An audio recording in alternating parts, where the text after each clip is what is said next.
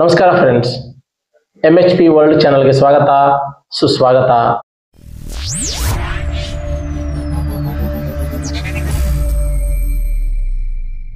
Friends, ಇನ್ನೇನು ನಮ್ಮ ಹಿಂದೂಗಳ ಹಬ್ಬ ದೀಪಾವಳಿ ಬಂದೇ ಬಿಡ್ತು. ಹಬ್ಬಕ್ಕಾಗಿ ತಯಾರಿ ತುಂಬಾನೇ ಜೋರಾಗಿ ನಡೀತಾ ಇದೆ. ಸೊ ಈ ದೀಪಾವಳಿ ಹಬ್ಬಕ್ಕಾಗಿ ಹೊಸ ಬಟ್ಟೆಗಳ ಖರೀದಿ, ಹೊಸ ವಸ್ತುಗಳ ಖರೀದಿ ತುಂಬಾನೇ ಜೋರಾಗಿ ನಡೆಯುತ್ತೆ. ಸೊ ಈ ದೀಪಾವಳಿ ಹಬ್ಬಕ್ಕಾಗಿ ಜನರ ಖರೀದಿಯ ಸಮಯವನ್ನ ಎನ್ಕ್ಯಾಶ್ ಮಾಡಿಕೊಳ್ಳಲು ಇ ಕಾಮರ್ಸ್ ಕಂಪನಿಗಳಿಂದ ಹಿಡಿದು ಎಲ್ಲಾ ತರಹದ ಕಂಪನಿಗಳು ಪ್ರಯತ್ನವನ್ನ ಪಡುತ್ತಿದ್ದಾವೆ. ಇನ್ನು ಇ ಕಾಮರ್ಸ್ ಕಂಪನಿಗಳಂತೂ great Indian festival, big billion days sale ಅಂತ ಗ್ರಾಹಕರಿಗೆ ಆಫರ್ಗಳ ಮೇಲೆ ಆಫರ್ ಅನ್ನ ಕೊಟ್ಟು ಅವರನ್ನ ಅಟ್ರಾಕ್ಟ್ ಮಾಡಲು ತುಂಬಾನೇ ಪ್ರಯತ್ನವನ್ನ ಪಡುತ್ತಿರೋದು ನಾವು ನೋಡಿದೀವಿ. ಈ ಇ ಕಾಮರ್ಸ್ ಕಂಪನಿಗಳ ಜೊತೆಗೆ ಬೇರೆ ಕಂಪನಿಗಳು ಸಹ ಗ್ರಾಹಕರಿಗೆ ಅಟ್ರಾಕ್ಟಿವ್ ರೇಟ್ ಗಳನ್ನ ಆಫರ್ ಮಾಡ್ತಿದ್ದಾವೆ ಮತ್ತು ಗ್ರಾಹಕರ ಹತ್ತಿರ ದುಡ್ಡು ಇಲ್ಲದಿದ್ದರೂ ಸಹ EMI ಗಳಂತಹ ಸ್ಕೀಮ್ ಗಳನ್ನ ಆಫರ್ ಮಾಡಿ ತಮ್ಮ ಸೇಲ್ ಕಡೆಗೆ ಅಟ್ರಾಕ್ಟ್ ಅನ್ನ ಮಾಡುತ್ತಿದ್ದಾವೆ. ಸೊ ಫ್ರೆಂಡ್ಸ್, ಗ್ರಾಹಕರನ್ನ ಅಟ್ರಾಕ್ಟ್ ಮಾಡುವಂತಹ ಆಫರ್ಗಳಲ್ಲಿ ಅತಿ ಜನಪ್ರಿಯವಾದಂತಹ ಅಂದ್ರೆ ಪಾಪ್ಯುಲರ್ ಆದಂತಹ ಸ್ಕೀಮ್ ಅಂದ್ರೆ ಅದು ನೋ ಕಾಸ್ಟ್ EMI ಅನ್ನುವ EMI ಸ್ಕೀಮ್. ಸೊ ದೀಪಾವಳಿ ಅಂತಹ ಹಬ್ಬಗಳಲ್ಲಿ ಈ ನೋ ಕಾಸ್ಟ್ EMI ಅನ್ನುವಂತಹ ಸ್ಕೀಮ್ಗಳ ಆಫರ್ ತುಂಬಾನೇ ಕಾಮನ್ ಆಗಿರ್ತವೆ. ಸೊ ಫ್ರೆಂಡ್ಸ್, ಇಂತಹ ಸಂದರ್ಭಗಳಲ್ಲಿ ನೋ ಕಾಸ್ಟ್ EMI ನಲ್ಲಿ ವಸ್ತುಗಳನ್ನು ಖರೀದಿಸುವ ಸಮಯದಲ್ಲಿ ಗ್ರಾಹಕರು ಕೆಲವು ಅಂಶಗಳನ್ನು ತುಂಬಾನೇ ಇಂಪಾರ್ಟೆಂಟ್ ಆಗಿ ಗಮನಿಸಬೇಕು. ಓಕೆ ಬನ್ನಿ ಫ್ರೆಂಡ್ಸ್, ನೋ ಕಾಸ್ಟ್ EMI ನಲ್ಲಿ ವಸ್ತುಗಳನ್ನು ಖರೀದಿಸುವಾಗ ಗಮನಿಸಬೇಕಾದಂತಹ 5 ಇಂಪಾರ್ಟೆಂಟ್ ಅಂಶಗಳ ಬಗ್ಗೆ ಈ ವಿಡಿಯೋದಲ್ಲಿ ನೋಡೋಣ. ಅದಕ್ಕಿಂತ ಮುಂಚೆ ನೀವಿನ್ನೂ ಚಾನಲ್ಗೆ ಸಬ್ಸ್ಕ್ರೈಬ್ ಮಾಡದೆ ಈ ವಿಡಿಯೋನ ನೋಡುತ್ತಿದ್ರೆ ದಯವಿಟ್ಟು ಚಾನಲ್ ಅನ್ನ ಸಬ್ಸ್ಕ್ರೈಬ್ ಮಾಡ್ಕೊಳ್ಳಿ, ಹಾಗೆ ಪಕ್ಕದಲ್ಲಿರೋ ಬೆಲ್ ಐಕಾನ್ ಅನ್ನ ಮರೆಯದೆ ಪ್ರೆಸ್ ಮಾಡಿ. ಓಕೆ ಬನ್ನಿ ಫ್ರೆಂಡ್ಸ್, ನೋ ಕಾಸ್ಟ್ EMI ಅನ್ನುವಂತಹ ಒಂದು ರೀತಿಯ ಸ್ಕೀಮ್ ಯಾವ ರೀತಿಯಾಗಿ ಹಿಡನ್ ಅಜೆಂಡಾಗಳನ್ನು ಹೊಂದಿದೆ ಅಂತ ಈ ವಿಡಿಯೋದಲ್ಲಿ ನೋಡೋಣ. ಅದಕ್ಕಿಂತ ಮುಂಚೆ ಇಲ್ಲಿ ನೋ ಕಾಸ್ಟ್ EMI ಅಂದರೆ ಏನು ಅಂತ ನೋಡೋಣ ಬನ್ನಿ. ನೋಡಿ, ಈ ನೋ ಕಾಸ್ಟ್ EMI ಅನ್ನುವುದು ನೀವು ಮಾಡುವಂತಹ ಪರ್ಚೇಸ್ಗಳ ಮೇಲೆ ಪೇಮೆಂಟ್ ಅನ್ನ ಪೇ ಮಾಡುವಂತಹ ಒಂದು ಆಪ್ಷನ್ ಆಗಿದ್ದು, ಇದರಲ್ಲಿ ಕಸ್ಟಮರ್ಸ್ ಯಾವುದೇ ಹೆಚ್ಚುವರಿಯ ಬಡ್ಡಿಯನ್ನ ಕಟ್ಟಲಾರದೆ ಮಂತ್ಲಿ EMI ಸ್ಕೀಮ್ಗಳ ಮೇಲೆ ವಸ್ತುಗಳನ್ನು ಖರೀದಿಸಲು ಫೈನಾನ್ಷಿಯಲ್ ಇನ್ಸ್ಟಿಟ್ಯೂಷನ್ಸ್ಗಳು ಆಫರ್ ಮಾಡುವಂತಹ ಒಂದು ಸ್ಕೀಮ್ ಆಗಿದೆ. ಇವಾಗ ಮಾರ್ಕೆಟ್ನಲ್ಲಿ ತುಂಬಾನೇ ಪಾಪ್ಯುಲರ್ ಆಗಿರುವಂತಹ ಈ ನೋ ಕಾಸ್ಟ್ EMI ಅನ್ನುವುದು ಕಸ್ಟಮರ್ಸ್ ಗಳಿಗೆ ಫೈನಾನ್ಷಿಯಲ್ ಇನ್ಸ್ಟಿಟ್ಯೂಷನ್ಸ್ಗಳು ಸಾಲದ ರೂಪದಲ್ಲಿ ನೀಡುವಂತಹ ಒಂದು ಸ್ಕೀಮ್ ಆಗಿದೆ. ಬನ್ನಿ ಫ್ರೆಂಡ್ಸ್, ಈ ನೋ ಕಾಸ್ಟ್ EMI ಅಡಿಯಲ್ಲಿ ವಸ್ತುಗಳನ್ನು ಖರೀದಿಸುವ ಸಮಯದಲ್ಲಿ ಗಮನಿಸಬೇಕಾದಂತಹ 5 ಇಂಪಾರ್ಟೆಂಟ್ ಅಂಶಗಳ ಬಗ್ಗೆ ನೋಡೋಣ.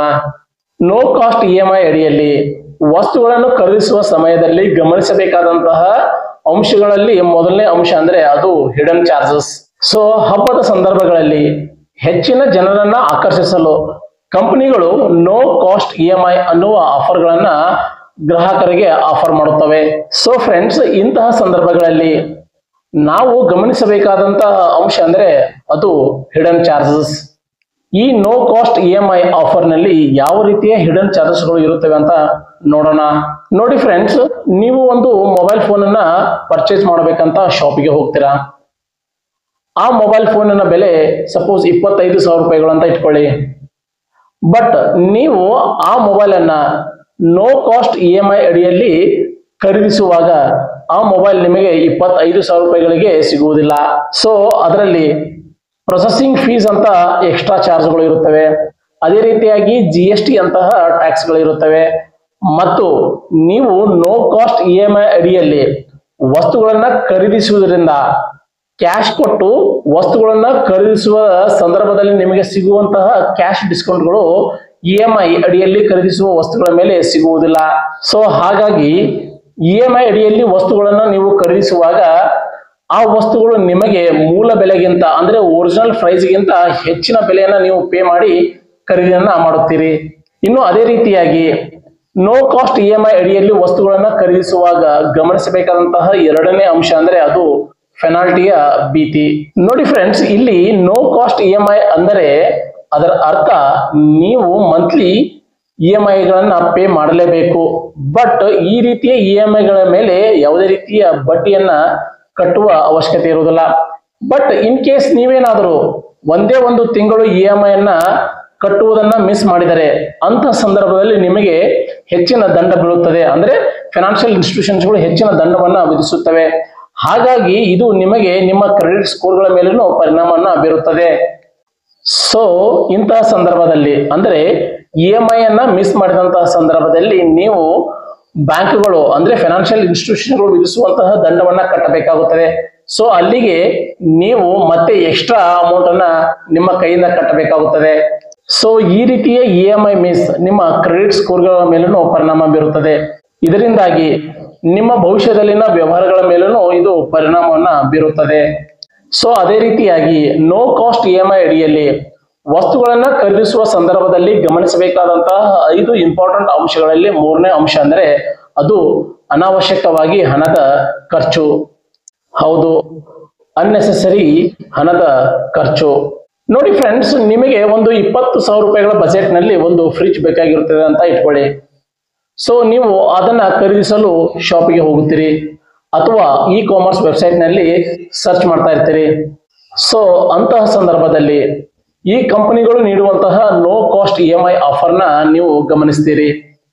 ಸೊ ಈ ನೋ ಕಾಸ್ಟ್ EMI ಆಫರ್ ಅನ್ನ ಗಮನಿಸಿದಂತ ನೀವು 20,000 ರೂಪಾಯಿಗಳ ಫ್ರಿಡ್ಜ್ ಅನ್ನ ಖರೀದಿಸುವ ಬದಲು 30,000 ರೂಪಾಯಿಗಳ ಫ್ರಿಡ್ಜ್ ಅನ್ನ ಖರೀದಿಸಲು ಪ್ಲಾನ್ ಅನ್ನ ಮಾಡುತ್ತೀರಿ. ಬಿಕಾಸ್ ಹೇಗಿದ್ದರೂ ನೋ ಕಾಸ್ಟ್ EMI ಆಫರ್ ಇದೆ. ಸೊ ತಿಂಗಳಿಗೆ ಹೆಚ್ಚುವರಿಯಾಗಿ 2ರಿಂದ 3,000 ರೂಪಾಯಿಗಳನ್ನ ಕಟ್ಟುವುದು ಕಷ್ಟ ಅಲ್ಲ ಅಂತ ತಿಳಿದುಕೊಂಡು ನೀವು ಏನ್ ಮಾಡುತ್ತೀರಿ, 20,000 ರೂಪಾಯಿಗಳ ಫ್ರಿಡ್ಜ್ ಅನ್ನ ಖರೀದಿಸುವ ಬದಲು 30,000 ರೂಪಾಯಿಗಳ ಫ್ರಿಡ್ಜ್ ಅನ್ನ ಖರೀದಿಸುತ್ತೀರಿ. ಸೊ ಇಲ್ಲಿ ನೀವು 30,000 ರೂಪಾಯಿ ಬೆಲೆಯ ಫ್ರಿಡ್ಜ್ ಅವಶ್ಯಕತೆ ಇಲ್ಲದಿದ್ದರೂ 20,000 ರೂಪಾಯಿ ಬೆಲೆಯ ಫ್ರಿಡ್ಜ್ ಅನ್ನ ಖರೀದಿಸುವ ಬದಲು 30,000 ರೂಪಾಯಿಗಳ ಬೆಲೆಯ ಫ್ರಿಡ್ಜ್ ಅನ್ನ ಖರೀದಿ ಮಾಡುತ್ತೀರಿ. ಸೊ ಹಾಗಾಗಿ ಫ್ರೆಂಡ್ಸ್, ಇದರಿಂದ ನಿಮಗೆ EMI ಮೂಲಕ ನಿಮ್ಮ ಜೇಬಿಗೆ ಕತ್ತರಿ ಬೀಳುತ್ತದೆ ಮತ್ತು ಇದರ ಜೊತೆಗೆ ಅನ್ನೆಸೆಸರಿ ಆಗಿ ಹಣದ ಪೋಲು ಆಗುತ್ತದೆ. ಇನ್ನು ನೋ ಕಾಸ್ಟ್ EMI ಅಡಿಯಲ್ಲಿ ವಸ್ತುಗಳನ್ನು ಖರೀದಿಸುವ ಸಂದರ್ಭದಲ್ಲಿ ಗಮನಿಸಬೇಕಾದಂತಹ ಮತ್ತೊಂದು ಇಂಪಾರ್ಟೆಂಟ್ ಅಂಶ ಅಂದರೆ ಅದು ಸಾಲದ ಭೀತಿ. ಹೌದು ಫ್ರೆಂಡ್ಸ್, 4ನೇ ಅತಿ ಇಂಪಾರ್ಟೆಂಟ್ ಅಂಶ ಅಂದರೆ ಅದು ಸಾಲದ ಒತ್ತಡ ಅಥವಾ ಸಾಲದ ಭೀತಿ. ನೋಡಿ, ಇಲ್ಲಿ ಹಬ್ಬದ ಸಂದರ್ಭದಲ್ಲಿ ಕಂಪನಿಗಳು ನೀಡುವಂತಹ ನೋ ಕಾಸ್ಟ್ EMI ಆಫರ್ಗೆ ಮಾರು ಹೋಗಿ ಕೆಲವು ವಸ್ತುಗಳು ನಮಗೆ ಅವಶ್ಯಕತೆ ಇಲ್ಲದಿದ್ದರೂ ಅಂತಹ ವಸ್ತುಗಳನ್ನ ಖರೀದಿಸುವ ಪ್ರಯತ್ನವನ್ನ ಮಾಡುತ್ತೇವೆ. ಸೊ ಈ ರೀತಿಯ ಖರೀದಿ ಆ ಕ್ಷಣಕ್ಕೆ ನಮಗೆ ಖುಷಿಯನ್ನ ಕೊಡುತ್ತದೆ. ಬಟ್ ಫ್ರೆಂಡ್ಸ್, ಇಲ್ಲಿ ಹಬ್ಬದ ಖರೀದಿಗೆಂದು ತೆಗೆದಿಟ್ಟಂತಹ ಬಜೆಟ್ ಈ ರೀತಿಯ ಖರೀದಿಯಿಂದಾಗಿ ಹೆಚ್ಚಿಗೆ ಆಗುತ್ತದೆ. ಸೊ ಈ ರೀತಿಯ ಅನಾವಶ್ಯಕ ಹೆಚ್ಚಿನ ಖರ್ಚಿನಿಂದಾಗಿ ಅದು ನಮ್ಮ ಡೇ ಟು ಡೇ ಲೈಫ್ ಮೇಲೆ ಪರಿಣಾಮವನ್ನ ಬೀರುತ್ತದೆ ಮತ್ತು ಈ ರೀತಿಯ ಹೆಚ್ಚಿನ ಖರ್ಚಿನಿಂದಾಗಿ ಆ ಹಣವನ್ನ ಹೊಂದಿಸಲು ತುಂಬಾನೇ ಕಷ್ಟವನ್ನ ಪಡಬೇಕಾಗುತ್ತದೆ. ಸೊ ಇದರಿಂದಾಗಿ ಸಾಲದ ಒತ್ತಡವು ಹೆಚ್ಚಾಗಬಹುದು. ಇನ್ನು ನೋ ಕಾಸ್ಟ್ EMI ಅಡಿಯಲ್ಲಿ ವಸ್ತುಗಳನ್ನು ಖರೀದಿಸುವ ಸಂದರ್ಭದಲ್ಲಿ ಗಮನಿಸಬೇಕಾದಂತಹ ಕಡೆ ಅಂಶ ಅಂದರೆ ಅದು ಖರೀದಿಸಿದ ಮೇಲೆ ಮೂಡುವಂತಹ ಹತಾಶೆ. ಹೌದು ಫ್ರೆಂಡ್ಸ್, ಇವಾಗಿನ ಕೆಲಸಗಳ ಒತ್ತಡದಿಂದಾಗಿ ಮತ್ತು ಅನ್ಎಕ್ಸ್ಪೆಕ್ಟೆಡ್ ಘಟನೆಗಳಿಂದಾಗಿ ಕೆಲಸಗಳನ್ನ ಕಳೆದುಕೊಳ್ಳುವಂತಹ ಭೀತಿ ಜಾಸ್ತಿ ಇದೆ. ಅದೇ ರೀತಿಯಾಗಿ ಸಡನ್ ಆಗಿ ಕಾಡುವಂತಹ ಆರೋಗ್ಯದ ಸಮಸ್ಯೆಯಿಂದಾಗಿ ಹಣಕ್ಕೆ ಪರದಾಡುವಂತಹ ಪರಿಸ್ಥಿತಿ ಬರಬಹುದು. ಸೊ ಇಂತಹ ಸಂದರ್ಭಗಳಲ್ಲಿ ಅನ್ನೆಸೆಸರಿಯಾಗಿ ಖರ್ಚು ಮಾಡಿದಕ್ಕೆ ಮನುಷ್ಯನಿಗೆ ಹತಾಶೆ ಮೂಡುತ್ತದೆ. ಸೊ ಇಲ್ಲಿ ಖುಷಿಗೆಂದು ಖರೀದಿಸಿದಂತಹ ವಸ್ತುಗಳು ಖುಷಿಯನ್ನ ನೀಡುವ ಬದಲು ನಿರಾಸೆಯನ್ನ ಉಂಟು ಮಾಡುತ್ತವೆ. ಸೊ ಇದರಿಂದಾಗಿ ಫ್ರೆಂಡ್ಸ್, ಅನ್ನೆಸೆಸರಿಯಾಗಿ ಖರ್ಚು ಮಾಡಿದ್ದಕ್ಕೆ ನೋವನ್ನು ಅನುಭವಿಸಬೇಕಾಗುತ್ತದೆ. ಸೊ ಹಾಗಾಗಿ ಯಾವುದೇ ವಸ್ತುಗಳನ್ನ ಖರೀದಿಸುವ ಸಂದರ್ಭದಲ್ಲಿ ಆ ವಸ್ತುಗಳ ಅವಶ್ಯಕತೆ ನಮಗೆ ಇದೆಯೋ ಇಲ್ಲವೋ ಅಂತ ಯೋಚನೆ ಮಾಡಿ ಖರೀದಿಸುವುದು ತುಂಬಾನೇ important. Okay friends, no cost EMI ಅಡಿಯಲ್ಲಿ ವಸ್ತುಗಳನ್ನು ಖರೀದಿಸುವ ಸಂದರ್ಭದಲ್ಲಿ ಗಮನಿಸಬೇಕಾದಂತಹ ಇಂಪಾರ್ಟೆಂಟ್ ಅಂಶಗಳ ಬಗೆಗಿನ ಈ ವಿಡಿಯೋ ನಿಮಗೆ ಇಷ್ಟವಾಗಿದೆ ಅಂತ ನಾನು ಭಾವಿಸ್ತೀನಿ. ಮತ್ತೆ ಮುಂದಿನ ವಿಡಿಯೋದಲ್ಲಿ ಮೀಟ್ ಆಗೋಣ. Thank you for watching. ನಮಸ್ಕಾರ.